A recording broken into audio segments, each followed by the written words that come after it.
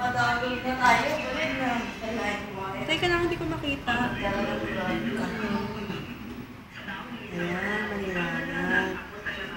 Yun yung sugat ni Tonton nung nalaglag siya sa imboknan.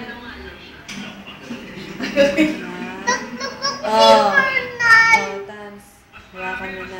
Yan yung nalaglag siya sa imboknan ni Kateng. Iyak kasi nang iyak. Kailangan ng linisin para magsara.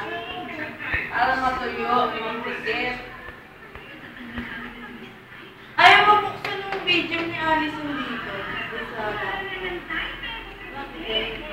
Mababa lang.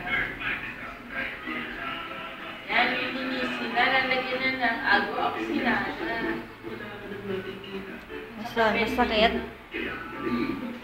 Tayo magsalita. Wala na, sakit.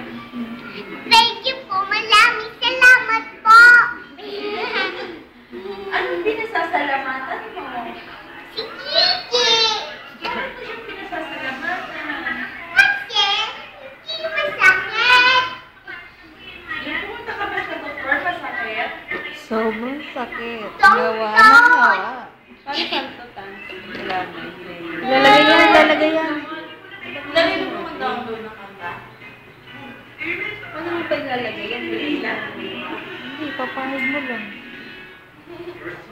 Susunod. Ganun talaga. Yan. Lalagyan na natin ng gamot. Gamot. Yan, ang paa niya kadiri ay sugat. Matutuyo na yan at sexy niya na ulit. Ito tuluyan. Oh. Yan, tuyo na.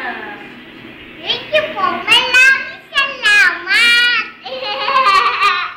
Bakit ka nagpapasalamat? Gusto eh.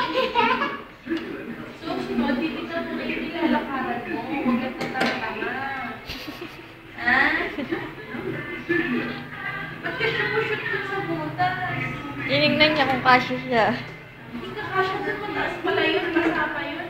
May kanal pa yun. Pinalagyan pa ng kanal niya. Thank you po. Maraming salamat. Yung kabila. Kabila pa. Or ginawa niyo dun. Babush. Thank you. Tingnan sugat. Yan si Alison. Si makulit. Maganda.